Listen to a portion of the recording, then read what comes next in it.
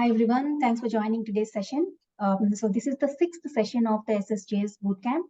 And if you haven't attended, if you have missed any of the previous sessions, the recordings are all updated on the MC Learning Camp YouTube channel. Please check those. And also, if you haven't registered for the hands-on sessions, we have scheduled the next 2. Please make sure that you are registered for those as well.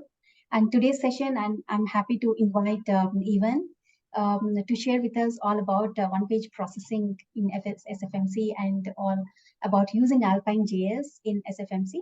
So in the last session, Tony has shed some light on using Vue.js in SFMC. So Alpine JS is another alternative.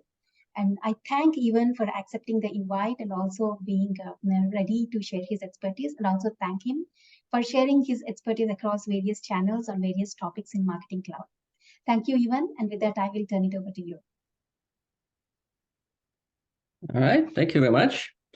Let me first share my screen and we'll start with the presentation.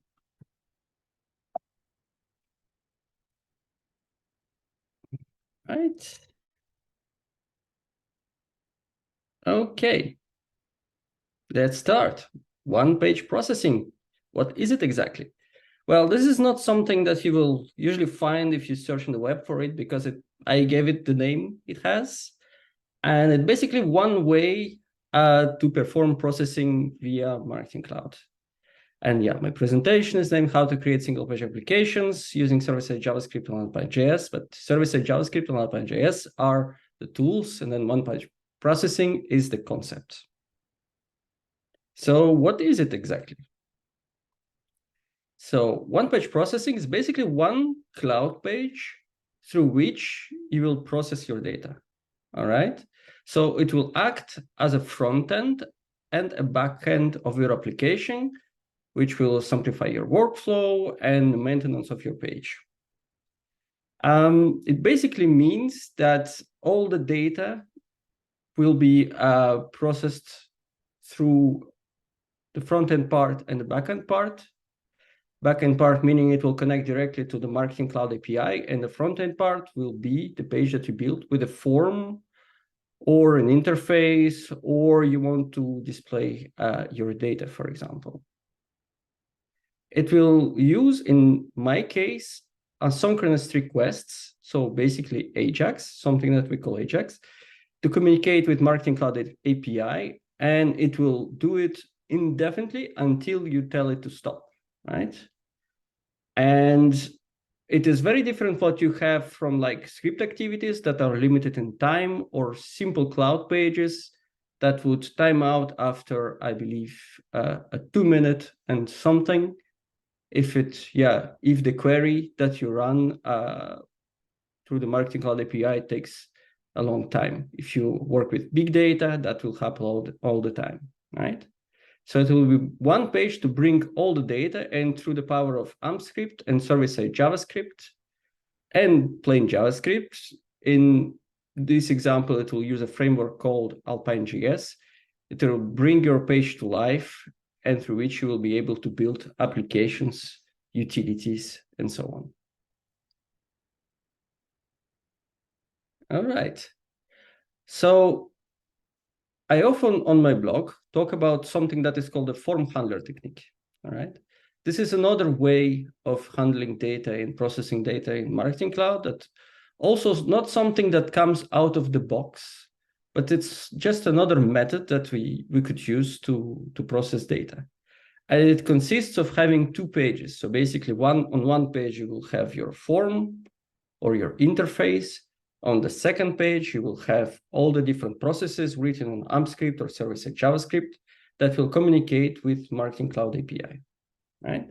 So from the first page, let's say it has a form, you fill out the form sends the data to the second page will process the data, communicate with Marketing Cloud, write the data, do something, and get a response back to the first page using the AJAX connection, right? Then the one-page processing, it will basically combine the form handler and the page in one, which could be a bit dirty, but if your page is simple enough, if your process is simple enough, you could really harness the power of it and you will not have to, take care of 2 pages. You can just take care of 1 page. Once you know how it runs, it's easier. So when will you use one technique or the other technique? Well, it really depends on your needs. I prefer using like a form handler technique when I have a big chunk of code to manage. Like if I really have a huge form and a huge piece of code for backend processing, and to have them both on 1 page, it's a bit of an overkill, right? So I will not use one-page processing for that. But now let's think about, I don't know, a process that would retrieve all the records from the data extension, right? So in that case, if I just want to display the data, right, I would use one-page processing because it can run indefinitely. So it can pull the data from Marketing Cloud indefinitely. Then that's about it. Let's have a look more visually how the both techniques work. So you would have on your left a cloud page. A cloud page would send the data using AJAX, so HTTP request using either Fetch API library or XHR traditionally to another page that I call form handler. This page will execute some server-side JavaScript, send the data to Marketing Cloud, like, I don't know, create records in the data extension, for example. Marketing Cloud will respond with the status, okay, the data has been written, and then my page will send a response to the cloud page, and the cloud page will tell, all right, all that I asked from the form handler has been accomplished. I will display a success message, right? This is the form handler technique. Now, the one-page processing, this is it. It's way more simpler than this. So basically, you load the page, then the page will query itself.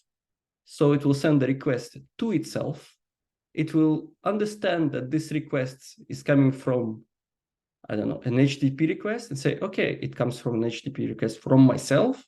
I will execute, therefore, the backend code, communicate with Marketing Cloud. Marketing Cloud will send a response, and I will display a success message on my page, for example, right? Now, how can we actually use this technique to our advantage? What can we build with it? Well, in my case, what I built with it was a couple of inventories, right? So in the past, if you look at other people's blogs, you will see a lot of people saying, all right, you will have to build this code. This is just server-side JavaScript. Then you put some HTML, CSS on it. And then, I don't know, it will retrieve that much pages. But, if it's more than 2,500, then you have to create a data extension, a script activity. You'll have to run script activity. Then after 30 minutes, your script activity might time out. But then, you will have to extract the data from the data extension. And it's just overwhelming, right? What you can do with one-page processing, basically, you open the page retrieves all the data. It may take 10 minutes, it may take 20 minutes, half an hour, 1 hour. It will run until the job is finished. And which is perfect for building, I don't know, for example, an inventory of data extensions. If you have a lot of them, an inventory of triggered send definitions, or I don't know, if you want to monitor your automation, for example. So building inventories, creating monitoring tools. If you want to have your data visually using, I don't know, you would use a framework, some sort of interface to pull the data from Marketing Cloud and to display it visually just on one page, you can do it. Then you can do complex lookups. For example, the one that I recently built would be a lookup to see in all the emails that we have, if we use a particular block with some particular HTML, right? In my business unit, I have around, I don't know, 2,000, 3,000 emails. So if I run a query from my cloud page, it will take some time. The page will probably time out. So I'll have to run it through the script activity, etc. So it's not the perfect solution to do it in that way. So just create my code with one-page processing. It will just look up. It will look up, I don't know, for 10 minutes, but it will retrieve all the data. It will compile data in the JSON, provide me with the JSON, then I can convert it to a CSV, do something else with it. And the last use case that you can do is replacements and deletions. Some replacements or deletions can take some time. That's what you can do as well. So if you know that you have to delete, I don't know, 20,000 blocks, instead of using a script activity or something else, you can just run the page, open the page will do the work for you. Once it's finished, it will show you the results that it's finished and your job is done. So let me just present to you a couple of applications that I created for my company. So this is the data extension inventory. Basically, yeah, it will at first run for a couple of minutes, and then it will present the user with this interface through which you can basically choose the column that you want to display, like the category ID. I don't know if the data extension is sendable, the count of records in the data extension, the dates, the retention, etc., etc. And you can basically very easily search through it, filter on it. There is a pagination. You can, I don't know, decide to show 50 results, decide to show all the results. And once you applied all the filters, you can click on the download button and it will be provided to you in a CSV file that you can later on use for reporting and so on. So each column, as you can see, has some arrows, and each column basically will have its own filter, right? For example, I know that the modified date column is a date field, so I created a filter that will say, okay, the start date is this, the end date is this. So retrieve just the data extension, show me just the data extension within that time frame, etc. So for each column, this is what it will do. Same thing for the triggered send definition inventory. So you know that journeys create triggered send definitions. You can create them on your own to send emails, etc. So you might have a lot of them. Journeys create a lot of them, right? So I don't know exactly how much we have right now, but it's about thousands of them, right? So in that way, this is a bit more useful. And then you can just retrieve all the triggered send definitions that are not built by journeys, because journeys will have concatenated some sort of ID. So it's going to be space dash space, some sort of ID. And again, so I will exclude all of those definitions and I will just display the ones. And same principle, you will be able to display or hide different columns. You'll be able to sort on different columns, and then you will be able to filter on each column to kind of compose whatever you want to export for your reporting or something else. Like in this example, you have the status, so you can just check the status of the different definitions. It will be displayed in your interface, and then you can later download it. This is another application I also built that allows me to kind of see all the automations that are currently running and when they are scheduled. On the top right, you will see several buttons, and there we see some automations run daily, some of them run hourly, weekly, monthly, etc. You can see which ones are running, which ones are also having too many skips, which ones have errors or are way too long. I consider that if an automation runs more than, let's say, 3 minutes, it's way too long. And by clicking on the different timeframes, you will be able also to see when those automations run and how many automations run or scheduled for that particular time frame. Okay, so how do we go about it? How do we build a one processing page?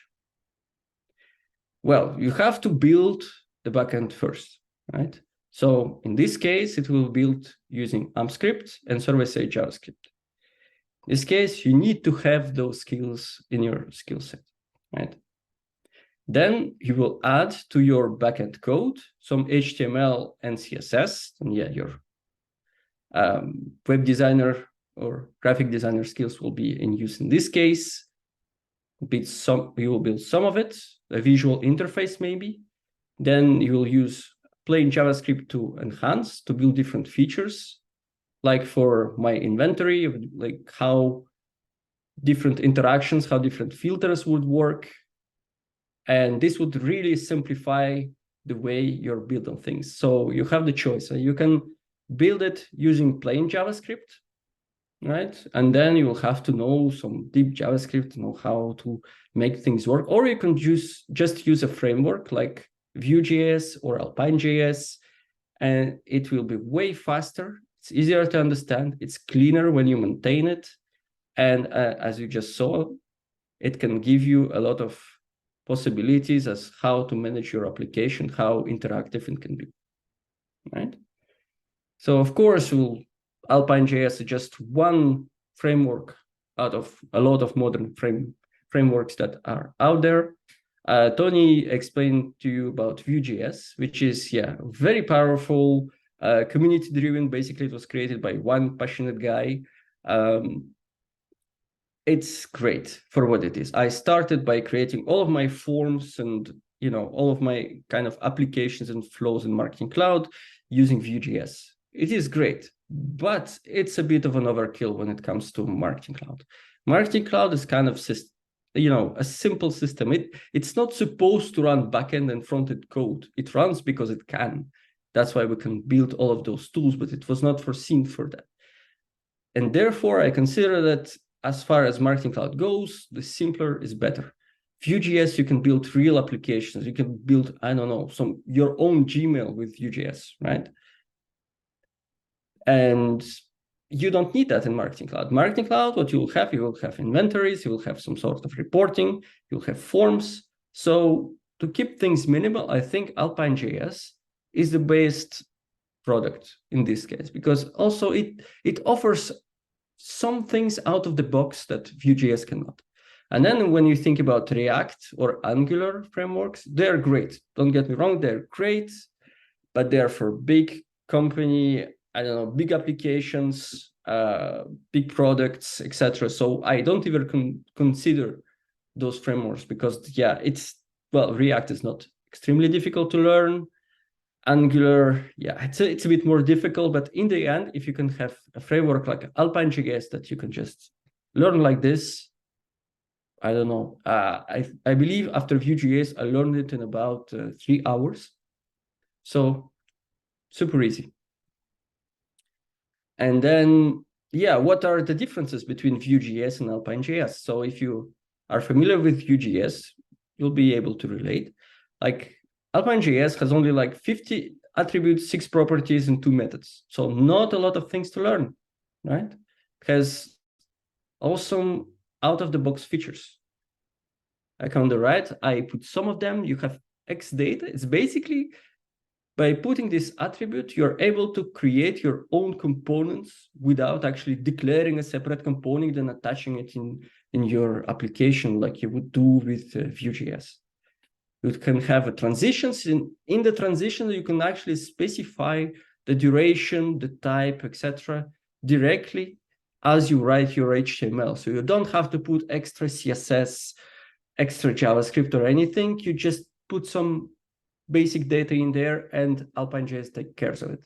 You have Xcloak, which is, well, pretty useful when, your application didn't load yet. So sometimes in the beginning, when you open a page, you can have some sort of flickering. Well, you have the property Xcloak that will just hide the application until it's fully loaded. And again, it's something that you have to create by yourself in Vue.js, etc. Can have Xignore to ignore some HTML elements, not to include them in the application. Have the storage for passing the data between different instances. So basically, a lot of useful features. The ones that I prefer are called throttle and debounce. It's something that you can add to the events that you can attach to different elements. For example, I don't know, you want to trigger an event every time you scroll, right? So you just run the scroll event.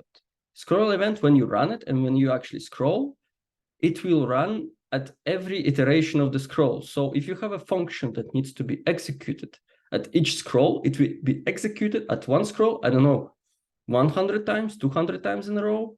That will give you some performance issues, right? And that's where like throttle and debounce function can help you out. Again, it's something that you add in AlpineJS, and it's managed by itself. You don't have to create a separate function like you would do in Vue.js. And when you add, for example, a throttle, once you start scrolling, it will wait for a certain amount of time and then execute itself again. So instead of 100 calls for one function, you'll have maybe 3, something like that.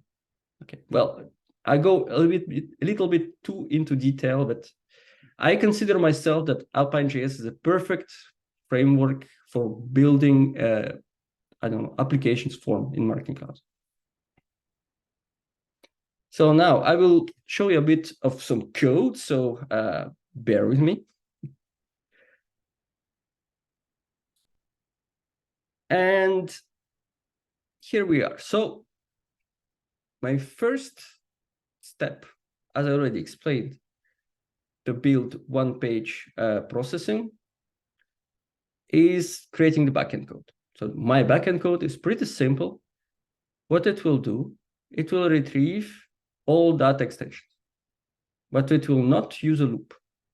So if you want to know how to actually retrieve data extensions using server-side JavaScript, it's very easy. Go on my website, say, okay, I want to retrieve data extensions. And you have 2 methods. I can basically copy-paste this code.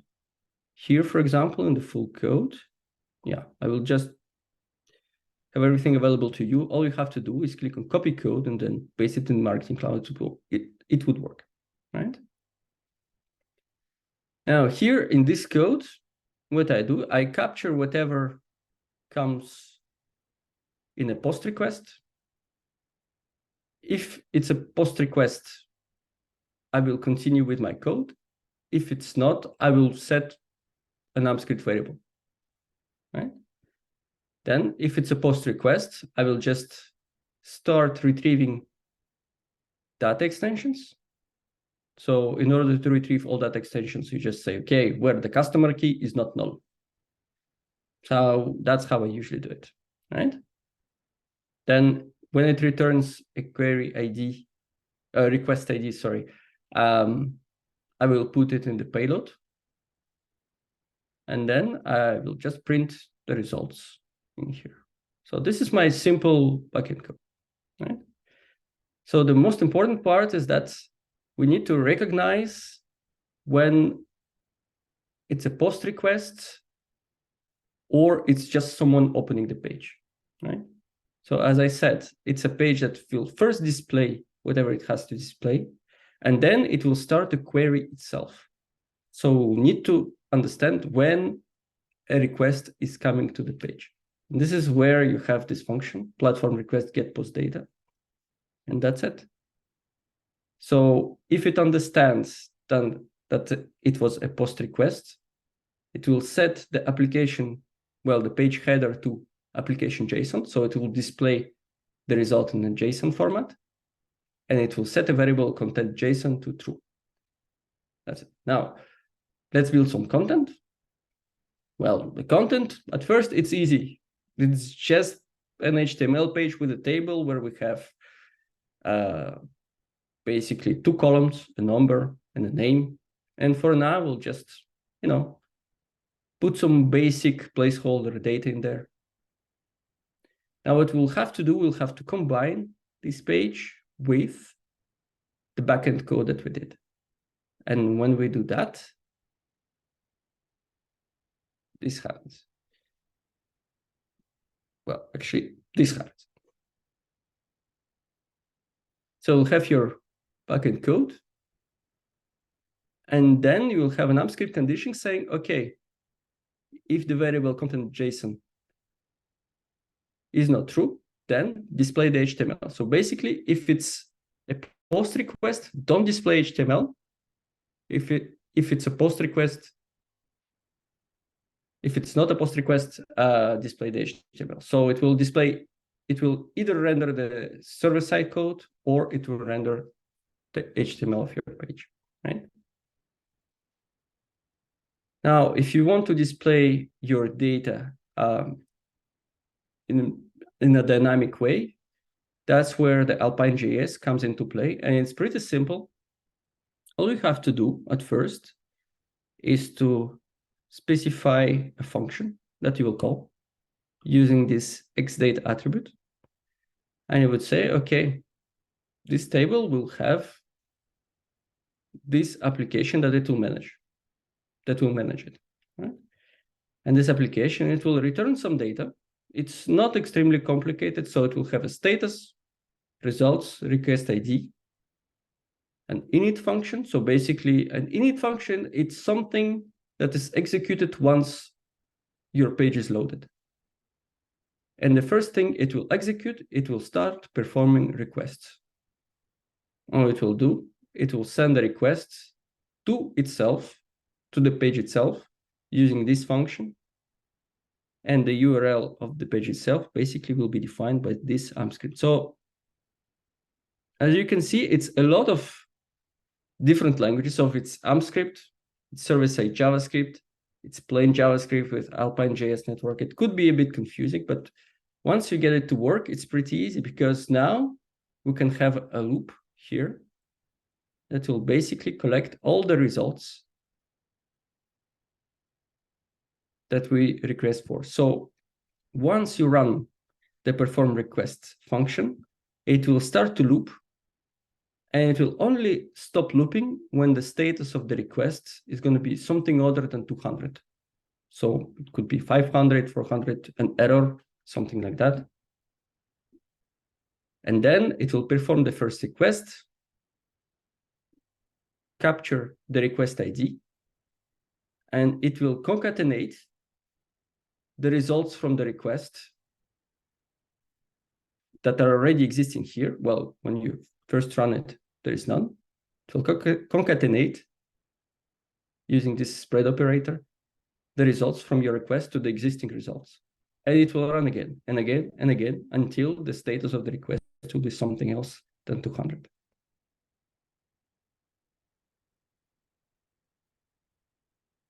Now, if you look at the application itself, when it retrieves the data, basically it returns the status. If the API returns that it has more rows, then the status will be 201, so not really 200. Then it will send back a request ID, and then all the results. So basically, all the names of the data extensions. If something goes wrong, I will throw an error. It will go into this function. It will return status 500. So I hope this was clear enough. And let me just show you how it actually looks when I run it.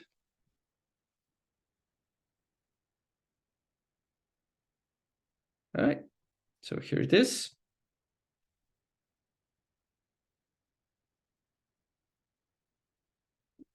And this is how it works.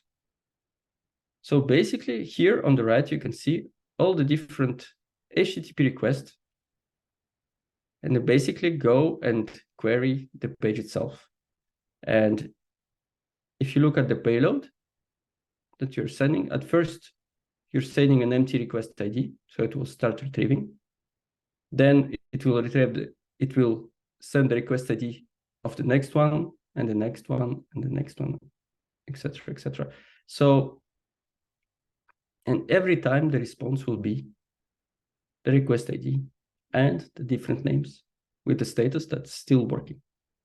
And basically here it can retrieve your data indefinitely until, for example, it fails or there is no more data to retrieve. So that's about it. Maybe a little word about Alpine JS. So you can start learning it today. It's pretty easy. The website is very easy. All you have to do is get there and look at the different possibilities. If you are familiar with JavaScript frameworks, this will be very easy for you. If you're not, there's a lot of resources on YouTube, etc. I don't know, Udemy, that can teach you how to use it. It's pretty simple. For me, it takes pretty, it's really fast to build things using this framework. And it's way better than Vue.js or other JavaScript frameworks. Also, I don't know if you noticed, I'm using simple CSS. If you don't want to care about, how your page looks, if you're just running concept, you can just attach a CDN URL to this simple CSS, and that's why you have some basic styling on your page.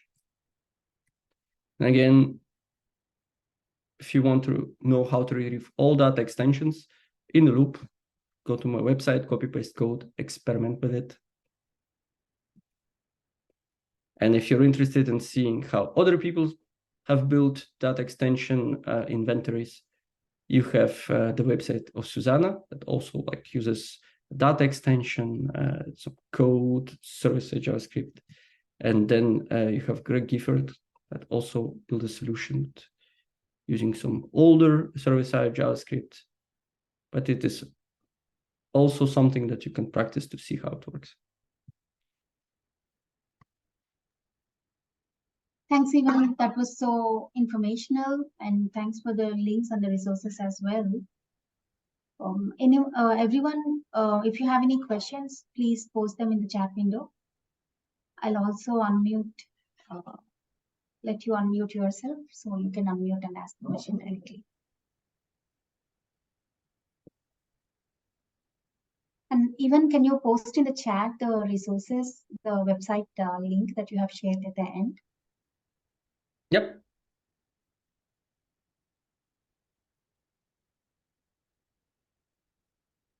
Okay.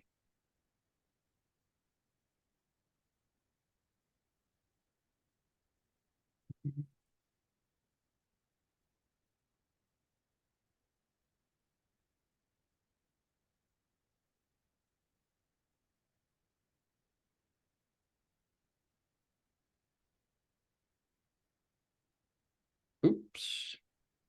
All right, guys, do you have any questions? What extensions do you recommend for VS Code? Oof. Depends on your company, doesn't it?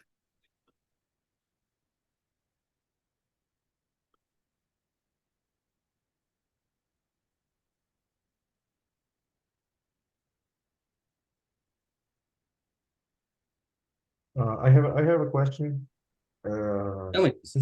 Since we do not have the day 5 of the SSJS Bootcamp, it was about building a profile center, right? Right. If you would build one, Ivan, would you use the Alpine JS to build a profile center, a custom one?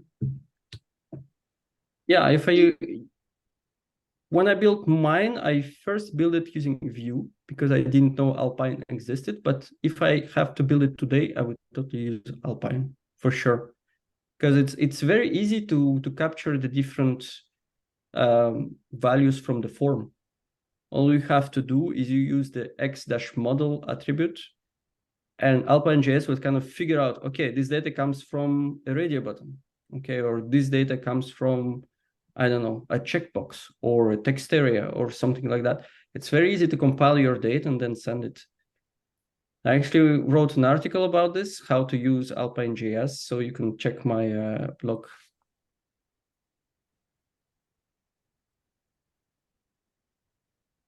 script XYZ, and you can basically have a look at it. Pretty straightforward. I did my best to explain it in the most simplest way, but here, for example, you have a form with different inputs. All you have to do is to link it to your function variable. And once it is done, yeah, the actual JavaScript, it's not that complicated. You just get all the different variables that are linked to your form, and then you perform an HTTP request using Fetch API. In this case, I use Fetch, but you don't have to. You can use a library of your own, or you can use the traditional XHR method. But I would totally, yeah, if I have to recreate it today, a custom one, for everything collection of the data, that's what I would use. Because you see, this is the function to actually fetch all the data. It is very simple, short. I mean, it doesn't get better than this, I think, in my opinion. Then if you want to build like a whole multi-step form and then kind of validate all the data on every step of the form, then it gets complicated. But if it's a preference center is basically a page with radio buttons and a submit button. It's pretty easy.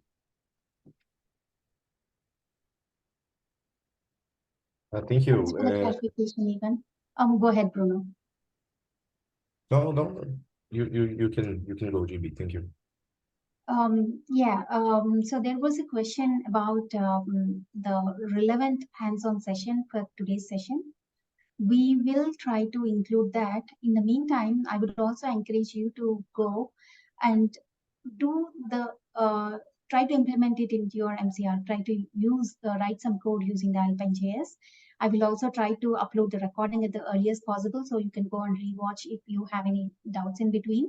So try to implement that and come with any other doubts that you have. We will try to schedule a hands-on session on this. And even I don't want to put you on the spot, but since you're here, I wanted to ask you if you would be willing to drive the hands-on session. Hands-on session is basically you will be guiding someone who has access to the Marketing Cloud. So you will be telling them all the steps and all the places where they can get the code. They will copy that into the Marketing Cloud, try to implement and then run it and see that in action. So if you have availability, we can work on scheduling that. If not, that's also fine. One of us, Tim or I, can take the lead and drive that. So it's totally optional. Let me know.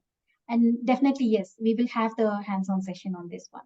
So meantime, you also try to follow this session and check all the resources and catch up to the speed on this.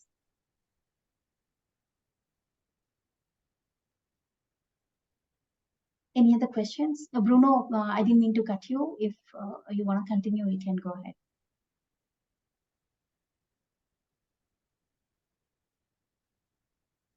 And any other questions? I don't see any other questions in the chat. If you have any other questions, please post. We have a few more minutes.